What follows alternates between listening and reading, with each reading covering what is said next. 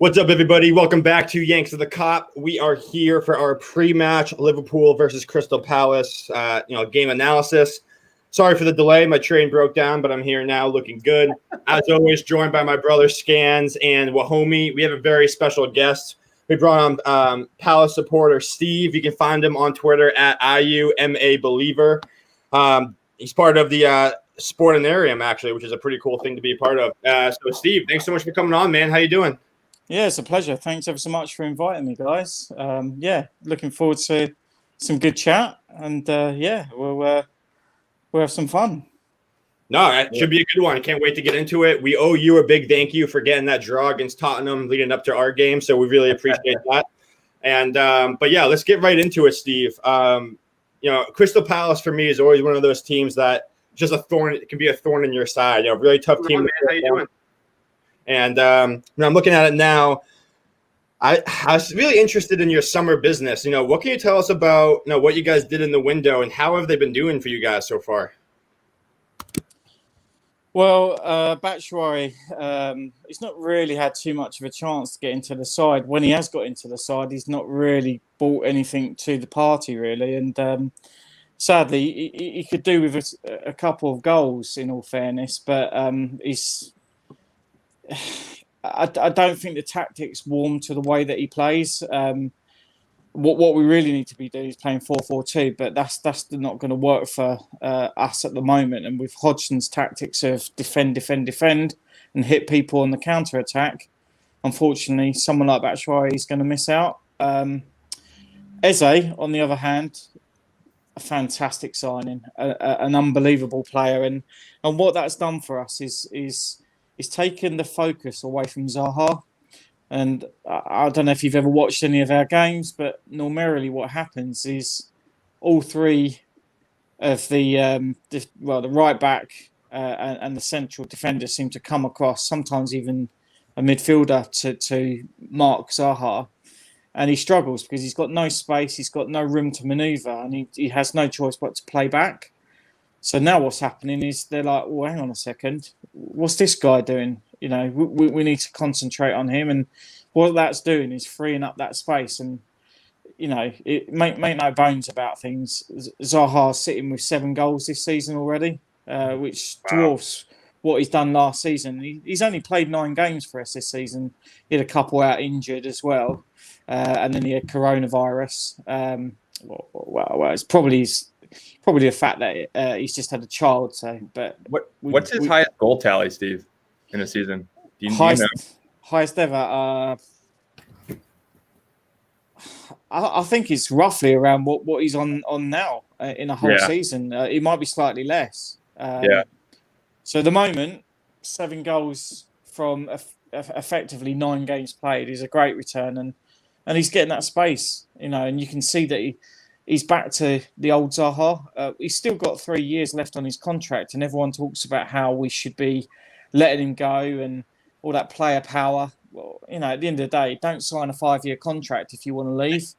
Yeah. Don't be taking £150,000 a week if you think that you should be leaving to go elsewhere. And he could well do. He could well leave by any stretch. But at the moment, we're just, as Palace fans, enjoying the way that we're playing. And we've had some fantastic results. I mean, I know you guys will have revelled in the fact that we beat Manchester United 3-1. We certainly revelled. And trust me, on social media, I was a bit of a thorn in people's sides. But what Homie will tell you, what a wind-up merchant I am. But we don't mind that. The thing with me is I'll give it with the full expectancy that I'm going to get it back. And it's funny. Life is funny. Life is too short not to have a laugh at each other's expense. And trust me, if we beat you Saturday, which we probably won't, but if we beat you Saturday, trust me, I'll be all over you guys like a rat. I love it. It's how it should be, though. Pardon? Good banter. It's what it's all about, And, like tonight, where Homie's put a couple of tweets out, and I'm sitting there rinsing him because it's just funny. I expect him to rinse me back. That's what it's all about. So good. But in terms of transfer business, I mean, you guys will sort of maybe not be too complimentary on Klein and his experience at Liverpool. He was quite injury prone, but the irony is that we've given him a short-term contract, and he's been one of our best players, to be honest, and been really solid, been really reliable. And he was dropped for last night's game. I think he just needed a bit of a rest, perhaps. But in the games he's played, he hasn't put a foot wrong, and his fitness has been good. And he's obviously, I mean, you could argue he's trying to earn a contract maybe that's longer than what he's got, but the way he's playing, he's been up there with the top three in the squad so far.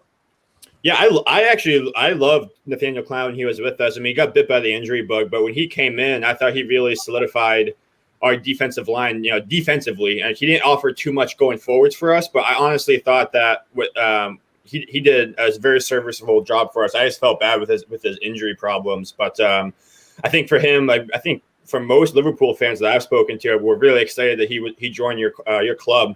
And we do think that he kind of fits your system pretty well. So I think, hopefully it goes well for him. Hopefully he can earn the long-term contract. But I was thrilled to see that you guys picked him up on a short term.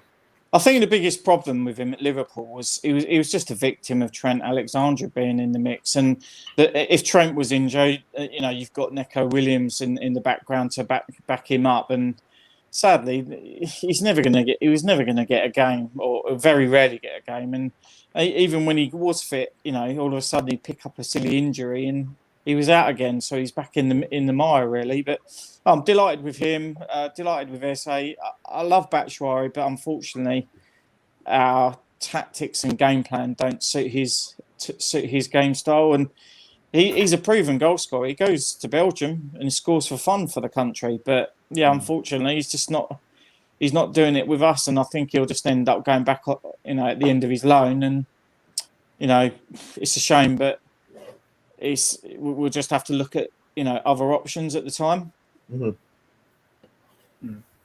So just wanted to go basically how's Palace season going in terms of what you expect to begin the season, and obviously going a bit more detail on Zaha. Hodgson was talking about playing him as a striker now. How do you think his season's going, and how crucial is he for Palace going forward to at least get in the top 10 this year? Palace, Zaha is Palace. He's Palace through and through. When he left to go to United, and all the rumours came out that he was visiting the manager's daughter and stuff, which it's all a myth. And he never got given a chance, but he came back, and he's everything that we sort of play through. And this season he's been tremendous. He's had a few blips, as I said earlier. In terms of what I thought we would do at the beginning of the season, listen, we're Palace. We're not a big club. We could be bigger. We could be better, and we've had opportunities to do better. But ultimately, as a Palace fan, it's the polar opposite to a Liverpool fan, where you're looking at titles and trophies and stuff. We're just looking for, solidifying our place in the Premier League. And the last couple of seasons, we've flirted with getting nearer to a Europa place, perhaps. And we had an opportunity last season, and unfortunately, you guys well know from your time with Hodgson in charge. It's a very frustrating watch. He defends so often rather than trying to win games. And I've said this all along: if you try and win a game, you've got to attack, because if you're attacking, what's the other team doing? They can't attack you if you've got the ball. And at the end of the day, if you're sitting back for 80 minutes trying to contain a bigger side like your Chelseas or your Liverpools or your Arsenal, well, Arsenal not anymore. They're a relegation side. They are. But that's a hot take right there. That's a hot take. Generically, it doesn't matter who you play. I mean, look at the results that we had against Newcastle and Burnley. We replicated that tactic. We sat back, and what happened? We lost. Because you can't do that in the Premier League anymore. Because everyone can beat everyone. We should have beaten Spurs in the last game. It should never have been a draw.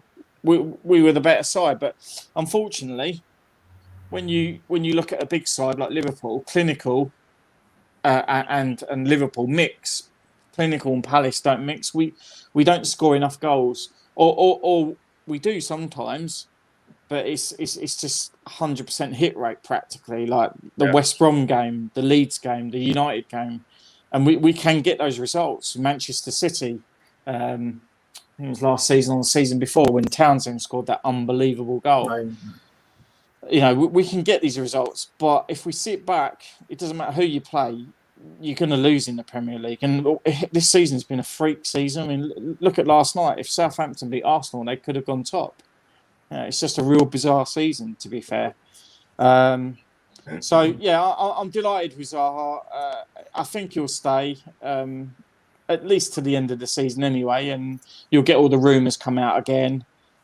If he does go anywhere, he complements that squad. He strengthens that squad, whoever it's for. You know, whether it's another Premier League side, a top 6 side, or whether it turns out to be PSG or Dortmund or someone like that. He would fit perfectly in any of those squads. He'd even fit perfectly in your squad. I'm not saying he'd start, but if a Mane or a Salah got injured, he could come in and he could pick up the reins and he could produce the results immediately. So, you know, and I would say that even if he was someone else's player, because at the end of the day, I'm a football person and I respect people's ability, and he has got that in abundance. He's a game changer, and that's what any side needs. You know, you look at Aston Villa; they've got Grealish. Or, you know, when he's not on the floor, he's a danger. You know, Arsenal got Aubameyang, but you know he's suffering with confidence levels. But when he's scoring, he's a danger, and every team has that, and ours is Zaha. But thankfully, it looks as if we're going to add to that with Eze. So yeah, I'm happy with how that's gone. Yeah, Steve, I just want to go to one of the comments from our boy, from our guy Mick Moran. He said Saturday, Trent versus Zaha and Eze could be where the game is won and lost, but if they're willing to track back with him. I guess I'm curious what your thoughts are on that. Do you think Zaha and Eze could track Trent? Because, you know, him getting forward could be, a big impact on the game and definitely detrimental to your side if he whips in a good cross. To be fair, I think Zaha.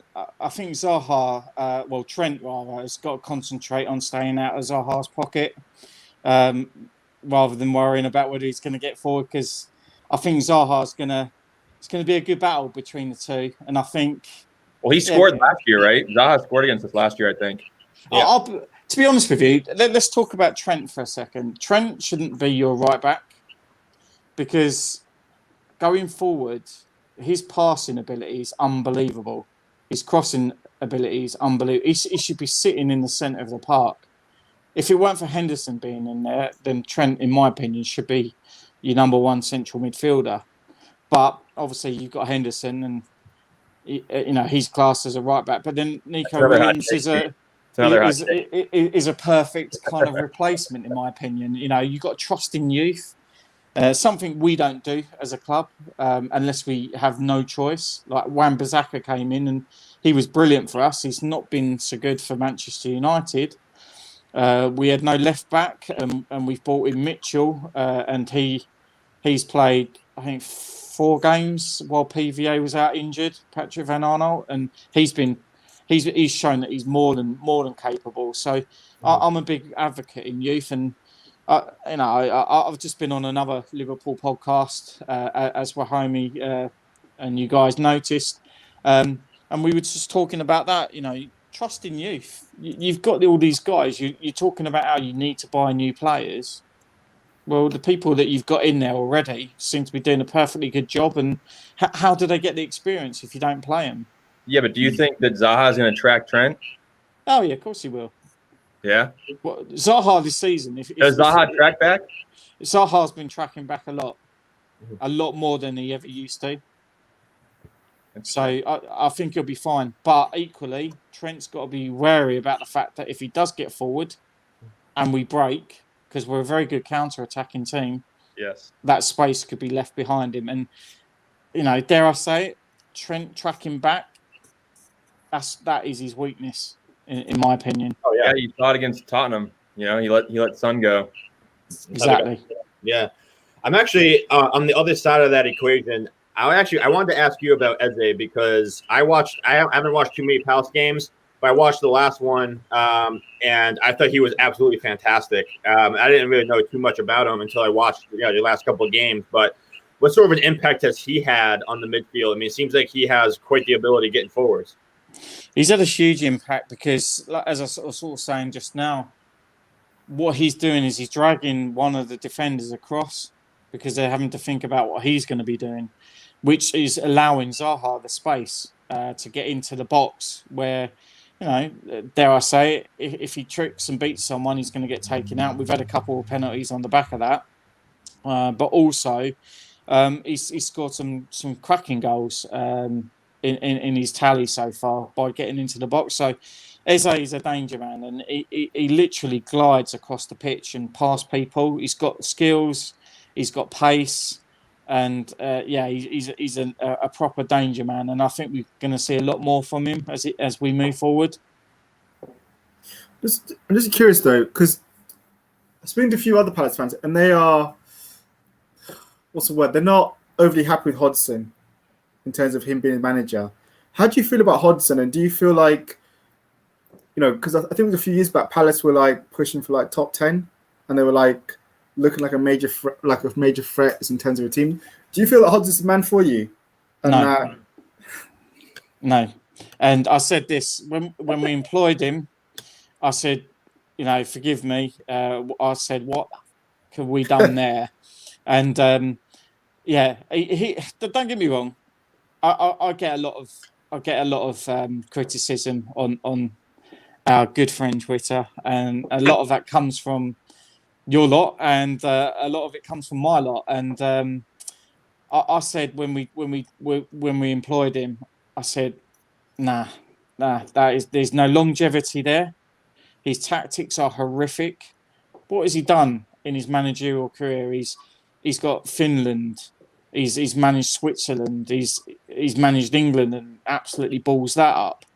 His tactics are horrific, and sometimes we get it right. And the thing is, when we get it right, and we get it right in a couple of times in a row, the whole of my fan base is like, oh yeah, trust in Hodgson. No way. I want a young manager who's dynamic, who's got a plan B, who's got a plan C, who's not afraid to throw some, F and Jeffs into players that are not performing. He's not afraid to drop players when they're not performing.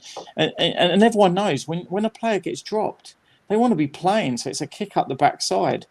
Not this, right, you're in the team sheet, you're first on the team sheet, it doesn't matter how poorly you've been playing and you can just get in scenario.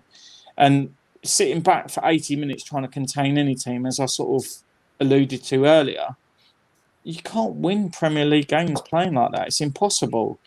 And you've got to attack, you've got to give yourself a chance. I mean, I think it was against Brighton, we literally had one shot on target, and it was the penalty, and that was it. It was absolutely horrific. So for me, no. And I've been saying this for the 3 seasons that we've had him. Someone young, someone dynamic, someone who's got a plan B, C, D, E, whatever.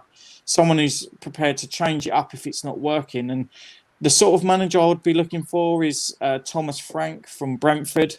The football that he plays is superb. His team, consistently performs with good attacking football and solid in defence. A good recruitment team that he could bring. That recruitment team, if any Premier League infrastructure is looking at any infrastructure outside the Premier League, it should be all over Brentford's recruitment team, because the players that they find, incredible. I mean, Watkins, they sold him for 30 million. Ben Rahman, they sold him for 28 million. And they brought in a guy called Tony from Peterborough, paid 10 million for him, and he's in double figures already after, I think, about 11 games. So, they know how to find a player, and that's the sort of manager I would want. he's not very well known, but at the end of the day, these tired old hat managers like the Tony Pulises of the world, the Sam Allardyces, those sort of managers. What is the point? There's no longevity in it. West Brom have just sacked Bilic and employed Allardyce. He possibly could keep them up. Who knows? But if he does, he's done his job and he's just going to bugger off anyway. And West Brom will need to find someone else. So there just is no longevity in people like that. You've got to start letting younger managers come through. And dare I say it, I would take Eddie Howe, ex-Bournemouth manager. Plays good attacking football. Wasn't so good in the recruitment aspect last season, hence the reason why they've gone down. But they're top of the championship, and I think they'll come back up. Obviously without him because he got sacked, but I would take him because he's available. So at the end of the day, we're going to have to make a change. Hodson's 73 now, and how much longer can he carry on? Yeah. And trust me, guys, if you sat and watched some of the games that we play, especially live at Selhurst Park under him, oh God, it makes you want to slit your wrists. I remember the days that he was our manager. Oh, and it was like probably the darkest times that I can remember. You were close to the relegation zone at one stage, and I was like, "What is going on here?" Yeah, I can't remember when it was, but he said that it was good that we got a draw against. We're not too big to draw against some relegation team. I can't remember what team it was. Yeah, he had the audacity to say that Liverpool is not a big enough club. Like something about like we're not good enough to be avoiding relegation all the time. Like we're not above relegation. And I was just like, okay, this guy needs to be fired on the spot. Like that's exactly my opinion every week on Twitter. It's like, can we just get rid of this man? And everyone's like, what are you talking about? He's doing a brilliant job. No, he's not. He's bloody useless. Get rid of the old fool. Well, let me ask you this, Steve. Coming back to the game this Saturday. Obviously, we played Spurs yesterday. You guys, I think, had West Ham midweek. Are you at all? How would you expect you guys to line up for that game? Do you expect any rotation, anything like that, or would you just go with the same squad for the most part? Obviously, you'll be missing Benteke. Well, we're gonna be missing Benteke, and that was a horrific refereeing decisions to be jumping, not even facing the player, not even looking at the player, looking at the ball all along on both occasions, and the players just jumping into them to be given yellow cards. I mean, and resulting in a red card. The referee last night. I mean, you'll know for him, he's the worst referee in the league. And he's the referee that allowed Pickford to have done what he did on Van Dijk, and didn't even bother to look at it, and he didn't even bother to look at Benteke last night. Any decent referee would have said, right, need to look at the monitor, and they would have seen that Kufal jumped into him, and it wasn't Benteke trying to endanger the player or hurt him. It's just appalling. So that screwed things up a little bit for this weekend, because he's got into a bit of form. He scored 3 goals in 3 games, and probably would have been a focal point and scored probably a couple of goals against you, because you haven't got any defenders. So to be honest with you, man, what are you talking about? To be honest with you, this weekend, I would be happy with a draw. I'll take a point. Last night, I was exactly the same. I'd take a point against West Ham, given the fact they've been playing very well. Somehow, they've managed to string some results together. I'm not sure how, but they've got some quality in their side, that's for sure. Spurs, I didn't expect anything against them, and to have got a point, we probably should have won in hindsight. Mm-hmm.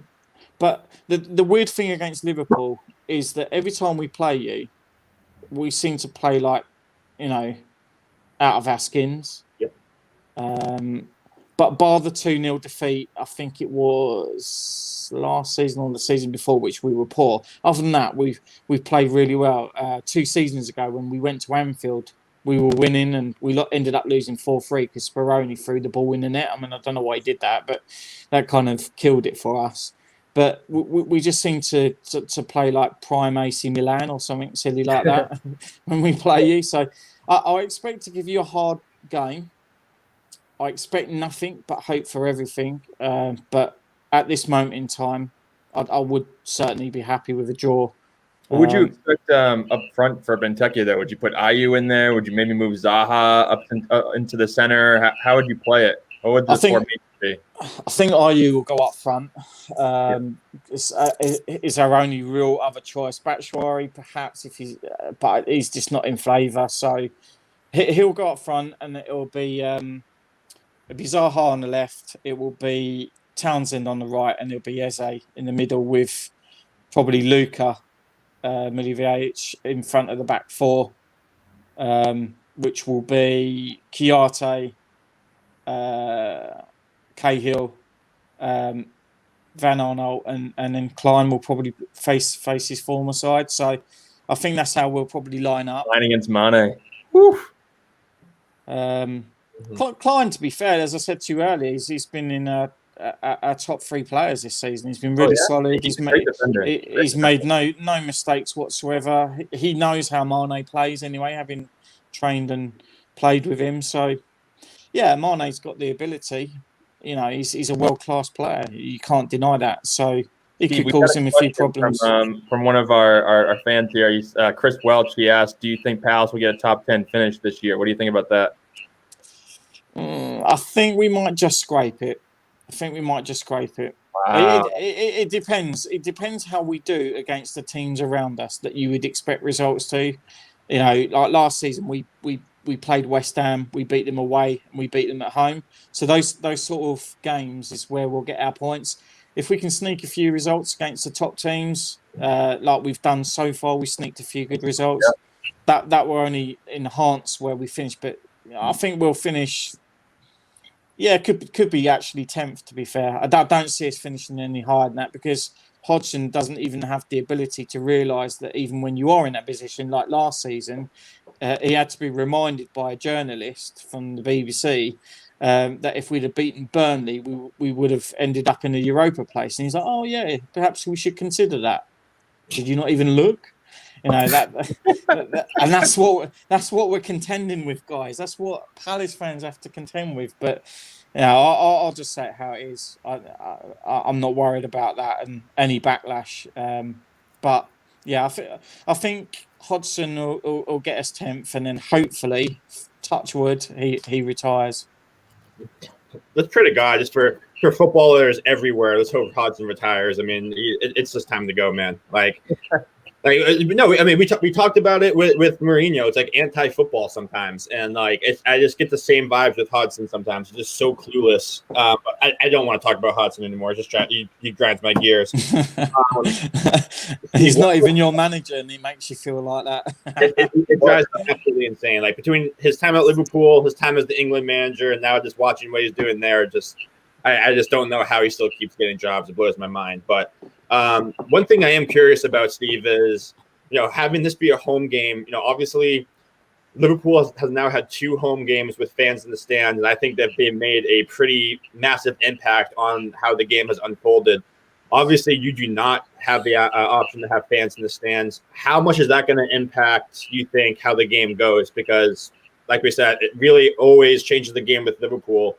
How much does your team rely on crowd, and how much of a disadvantage is it to not have them in the stands? I think it's a massive disadvantage. I mean, it's a massive disadvantage for any side at the moment. I mean, no atmosphere, playing behind closed doors. It's just you're trying to push your mindset into not thinking it's more like a training exercise rather than an actual game. I think, call it biased. People might criticise me for it, but we have the best fans, the best atmosphere in the Premier League, and everyone says it. All the pundits say it. Everyone says that when they come to Selhurst Park, the atmosphere is unbelievable, and there's got to be some substance in that. Otherwise, they wouldn't say it.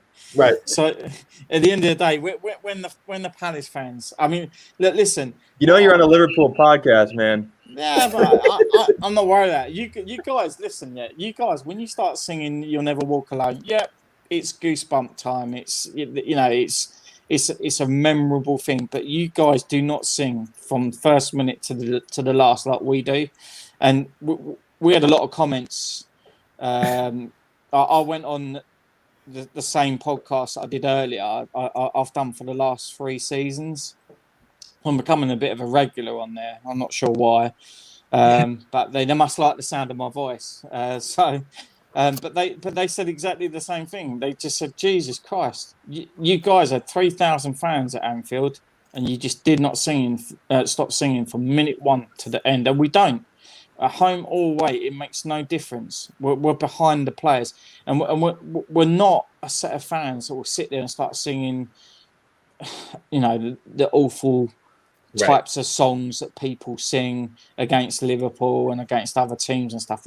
We're singing for our own team. We're singing for our own club. We're not interested in singing a load of crap to the opposing team. We're here to support who we've come to see. So, the atmosphere is incredible where we are, and call it biased, but at the end of the day, it makes a massive difference not having those people there in the stadium. And the 2,000 fans that we had in the home game against Spurs, it felt and sounded like there was like 5 or 6 times that amount, because they just didn't stop singing.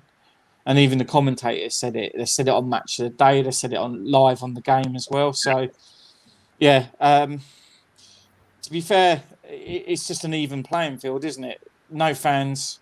There's no away fans. It's not going to make a huge difference, other than the fact it's 11 against 11 and you can hear everything they say. So Liverpool got quite a good record at Selhurst Park. We won like the last 5 there. Where do you think that's going to play a difference into this match? And where do you think are the key matchup that's going to decide this game on Saturday morning? I think it very much depends who you've got fit. To be fair, if you've got Matip out again, because let's just face it, he's made of glass, isn't he? The boy only has to have someone breathe on him, and he's dislocated a shoulder, or he's snapped a ligament, or whatever it is. It's just how it goes with some players. It's a bit unfortunate, but if he doesn't play, and you've got your youngsters at the back, and I defended the youngsters because I think they're quality. I think they've got long Liverpool careers ahead of them, but at the end of the day, it's all new to them, and it's consistently new. So if you've got someone like, is it Reece Williams, isn't it? Reece Williams or Nat Phillips? Yeah, or Nat Phillips. One of those two with Zaha against him, I think he's going to run them absolutely ragged. And Trent can't come across and cover any potential mistakes that they make. And equally, Andy Robertson can't come across and do the same. So, because he's got his own people to contend with and look after. So, if you've got Matip starting, and Fabinho might start at the back, I'm not sure what your plans are. I think you'll be a lot more solid there. But if you've got no choice to put one of them kids in, I think that's going to be something that we will exploit quite consistently. And you're 100% right, Wahomie. The record against us at Selhurst Park, it doesn't lie. We have lost the last 5. But if you look at every game, it's a lot tighter in the results. Apart from the 2-0 win that you had out of the 5, everything else has been really close, and it's those fine margins. And if we'd have completed some of the goals chances that we had, trust me, it could quite easily have been a different story. But like I said, Clinical and Palace isn't a combination that mixes. Yeah. Andrew and Wahomie, I want to ask you guys about the Liverpool mindset going into this game, because one thing that we always talk about on this podcast is how much we have been struggling on the road this season and struggling to get started quickly. So why do you think it is that we keep starting slow and struggling on the road? I think for me, it's a mixture of players out, so we have not been able to rotate as much to keep players fresh. So we're having to play a lot of players in the red, like Ginny, Hendo, and not allow them to rest because of the back has been injured. I think Thiago's being injured is a massive blow because he would allow us to play with a much faster pace, control the ball, and don't middle the park. Especially when you're away from home, you need someone that's just going to keep the ball and set the tempo. Especially against Fulham, like in the Fulham game, having Thiago there to control the game would have been crucial to take the sting away from Fulham. So I think it's a combination of that. And I think the players go into the game sometimes away from home to these relegation teams think they just need to turn up and it will come. And I think it's a bit arrogant. And they're not understanding that, because we're the champions, everyone's up for it. Everyone wants to beat us, and they want to take the scalp and say we beat the champions. So I think it is that, they're just not up for it on the way from home for some reason. And it's not to the second half until Klopp gives them a Rolex in do they start actually turning up. And that's my one fear. That's what it is for me too. It's just it's not lack of personnel for me. I mean, I think there is definitely a fatigue that's involved, but that's present when we're at home too. And obviously we're up for those games because we're at Anfield. But when we go away, it's just really tough for us to get going. I think oftentimes we, all due respect to the competition, we do play down to the competition if we're not up for it. Like when we were against Fulham, I don't think we expected at all for them to come out, and we need to start expecting that because we are the champions.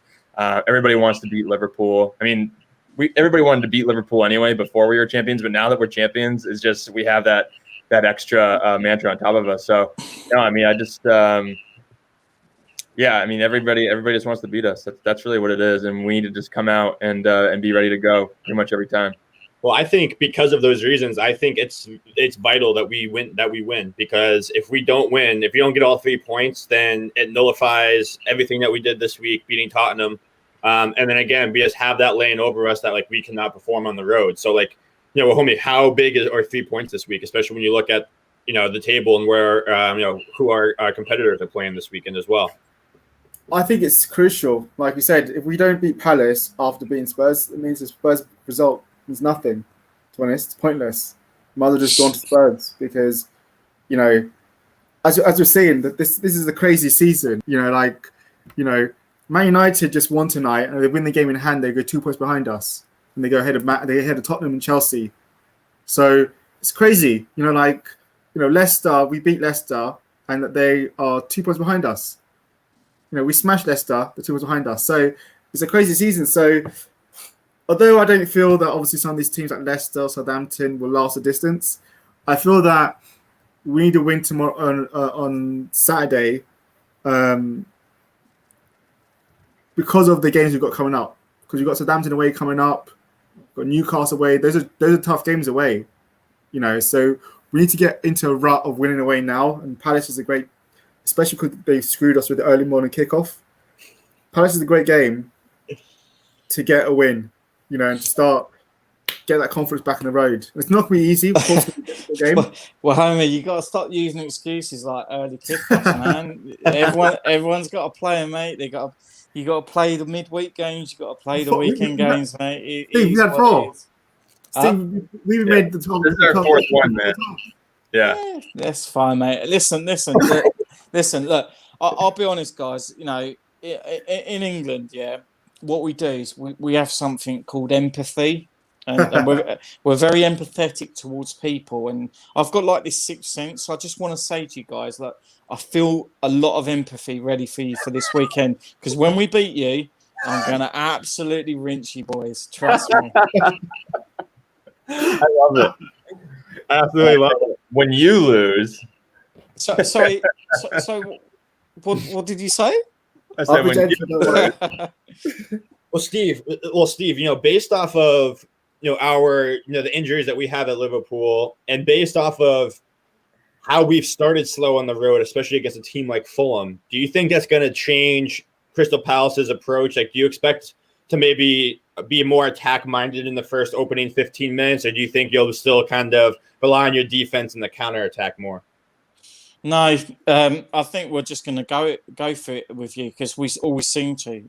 When we play you, when we play Manchester United, when we play Manchester City, it doesn't matter whether it's home, it doesn't matter whether it's away. like literally the tactics that we operate with against the supposed smaller sides, and that's no disrespect to, those sort of teams where you would want to win games around you, but it seems to be tougher for us to play your Burnleys, your Newcastles, those sort of people, than it is to play you guys, because there's no expectancy from us as fans to win those games, and certainly, we don't think that just turning up we're going to win. We got to fight for that win by any stretch, but for some weird reason, when we play you guys, and when we play the Uniteds and the Cities, we take it to you. Sometimes we're liable to a mistake, and that's like I said earlier, the 2-0 loss where Salah did his best to stay on his feet. Of course, it's games like that. Towards Wilfred Zaha, that is laughable, my friend. Laughable. Listen. Literally, like, I have this debate with everyone. Show me a time where he dives. No one can. Zaha? No one can. They can't provide any video proof. I'll take screenshots this weekend. It'll be at least 3 times. There's no video. No one's watching Palace. Well, there you go. People don't watch. People don't watch like the smaller sides today. That's what it is. Exactly. But make no bones about the fact. At the end of the day, listen, we'll cause you problems. It's more unlikely than likely that we'll win. And if we win, great. I'll rejoice. If we don't, then it was to be expected. For you guys, it's a different mentality. You're going to be thinking this should be a game that we win as a routine win. It should be straightforward. You should be able to exploit some of our weaknesses. But ultimately, aside of that one game, we still have those weaknesses, but we don't seem to portray them when we play teams like yourself, because we seem to step up somehow. So I can't explain it. I've never have been able to explain it, but it's just really bizarre. Yeah. Yeah, I think it's still a big game for Liverpool too. I mean, all of the points that Wahomey hit, it's definitely a must-win. If you're just looking at the schedule, City play against Southampton, that's a huge game. I think City should walk away with that one, but you never know with the Southampton team. Spurs play Leicester on Sunday. United play Leeds. Like, these are all big-time matchups, and then Chelsea rounds up on Monday with West Ham. So it's a must-win every weekend for us, and the December fixtures are coming quick and fast, and we just need to be ready for them. Well, Andrew and Wahomey, how would you guys line up against Palace on Saturday? I mean, I think we know Trent, Robertson. They're probably going to be the defensive backs. I probably assume it's going to be Firmino, Salah, and Mane up top. But who's going to be a center back partnership, and who's going to be your midfield three? Because Keita's back in training, Ox is back in training. Do you think we see any of those guys? Well, Matip's back in training, so he's going to play. So I would go for Fabinho Matip, because we can't take Palace lightly at all because of Zaha. And then so again, Wahomey, you can't take Palace what? Lightly, we can't. I'm going to be honest, we can't. Palace is a tough game away, so you can't go in there with disrespect. You got Zaha's a very good player, so you got to respect him. And in midfield, I'd go Hendo, Junior, and Keita. I'd give Jones a rest, and then the usual three up top. I don't want to burn out Jones, and I think he could do with a little rest. But we can't drop the other two because of we need to win the midfield battle, and we can't be overrun how we were against Fulham. Do you know what, guys? I think it's going to be the same side. I think it's going to be the same side that played against Tottenham. I think Jones has earned his place. He can play there. I don't think Keita has earned it yet. He doesn't deserve a start. If anybody's going to be subbed, I think it should be like Gini Wijnaldum, because he's played 14 games in a row now. I'm not subbing anybody. If you're going to sub somebody. Wijnaldum should be playing every game in the full game. I agree. He's been your best player this season, and everyone slates him. And I'm looking at it, from an outside. I'm looking at it and I'm thinking, what the hell is this fan base on? You're on another planet. Half of you guys on social media, especially Twitter, Yeah. I don't know what you've been smoking or what you've been doing, because some of the comments is just bullcrap. It's like, Jesus, I would take Wijnaldum any day of the week. Same. Any day of the week in any side. So yeah, it's just he has to be. The Twitter trolls say otherwise. If a player's fit, if a player's not injured, why would you want to be dropping someone who's clearly in form as well? Exactly. It doesn't make any sense whatsoever.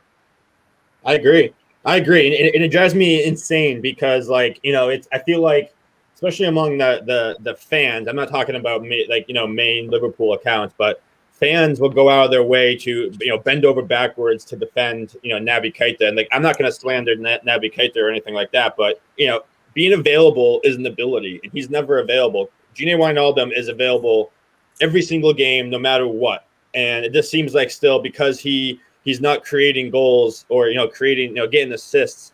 Just because of that, it's like, what does Gini Wijnaldum actually do on the field? And it's like, well, if you actually understand the game of football, you see how he cuts off passing lanes and is the engine in the midfield. But that's the same. That's the same for Firmino. He doesn't get loads of goals, but what he does is he takes the focal point away from Salah and Mane and gives them the space to do what they do.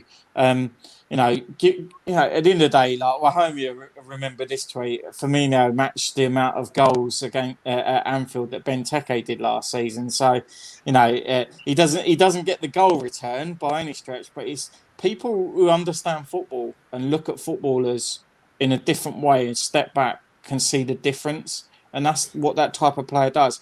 Keita, quality player. When he comes on, when he plays, he does really, really well. He's solid. He gets goals. But at the end of the day, that's the whole point of having a squad. Listen, I would swap our squad for your squad any day of the week and playing in the red and blue any day of the week. There'd be a wide range of players. I'd keep Zaha, I'd keep Eze. There would be players that I would swap all day long. But we're Palace or Liverpool, and you've got the money and you've got the history and you've got the squad, and we're scrapping around for players that we can pick up on a cheaper basis that turn into an amazing player like Eze is going to, and stuff like that. So, I'll take any of your young centre backs all day long. We've got the oldest average age in the Premier League of around 50, I think it is, something stupid like that. So I'd love to take some of your youngsters. I would have taken who's the kiddie that went to Blackburn? Harvey Hill. Yeah, all day long I would have taken him as a loan. That's the type of player we need and want to find, and it's difficult, especially when you've got an old manager who's he can't even kneel to respect people, and when he does kneel down, he can't even get back up. So that's what we contend with at Palace, and the biggest issue is he doesn't trust in youth. He didn't when he was a Liverpool manager, and he isn't at Palace. And the only time we play someone that's young is when we've got literally no choice, like Wan-Bissaka. And what happened with him, and I'm not saying that every time we play someone, it's going to turn into a £50 million transfer, which is a massive fee for us. But at the end of the day, trust in youth, because players got to come from somewhere. It's as simple as that. To be fair, Wan-Bissaka was probably worth 20. At the time, I won't agree with you, because he was playing really, really well. I know. He was proper solid. But right now, he's dipped. He's not. But then again, when you're playing with someone that's got a turning circle of a tank, and you've got to try and rectify his mistakes, and then you've got someone who's like a championship level defender next to him in Lindelof, what do you expect? It's going to drag down the performances. It's going to drag down the form, and at the end of the day, he's going to get berated, which he is on social media, because his performances haven't been the same. So, he probably, in hindsight, should have stayed at Palace for maybe 1 or 2 more seasons, perhaps. Mm-hmm. Steve, just want to ask you, how do you feel about Sarko? Like, do you think he's been a revelation at Palace? Who? Sarko. Sarko, at the time, we signed Liverpool's best defender, and, even now, he would be your best defender. I mean, Saka over Van Dijk any day of the week, mate. Saka is a weird one. A lot of people look at the way he plays and they think he's got a mistake in him, but in reality, he hasn't. But he has, if that makes sense. It's like he could do something really stupid and it will turn into a catastrophe, or he'll do something that you think, oh my God, what is he doing? And it's brilliant. Unfortunately, he's another one made of glass. You only have to breathe on him and he falls down and collapses. So for me, at 130 grand a week, which is what we're paying him, Leon apparently was sniffing around for his signature pre-season. And we were talking a £12 million fee, but I think he wanted closer to 200 grand a week or something stupid like that. The rumours were. Sadly, we didn't let him go, but I think we'll probably find that he'll leave in the summer. I think that's a definite, to be fair. But as a player, he's solid when he's on his game, but he does effectively worry me. All right, but I think let's get to our official match predictions here. Andrew, why don't you kick us off? I'm going 3-0 Liverpool. I'm going to shut them out. Shut them out at Selhurst Park. Zaha's not going to do anything. Trent's going to get 2 assists. Mane with a goal, Firmino with a goal, Salah with a goal. How much you had to drink tonight, mate? None yet. I'm trying to get out of here so I can go get some drinks. I'll be more pragmatic because I don't think it's going to be as easy as Andrew makes out. This is going to be a very hard game. 12:30, our away form has been atrocious. I'm going 2-1 win like last year. But this time, Mane get a double. Mane loves a goal against Palace, so he'll break his duct. Mm-hmm. You got Steve. I'm going to say we're going to shit house a 1-0 win. All right, a little shit house reading. All right. I also think it's going to be a tough game. I'm worried about our away form. No fans. I think it's going to be tough for Palace too. I'm going to say 1-0 Liverpool. Goal scorer. I think it's going to be Mo Salah. I think he's going to find a way to get one in. But yeah, 1-0 Liverpool in a fucking dogfight. But if he doesn't score, it won't be with his right foot, will it? Because he can't score with his right foot. No, left foot only. Left foot only. He won't even shoot with his right foot. So, all right, but that pretty much wraps up this episode. Steve, thanks so much for joining us, man. This was a lot of fun. We have to have you on for the second leg. Yeah, mate. Absolute pleasure you invited me. And I just want to say a fitting tribute to Gerard Houllier from the Liverpool fans in the last game.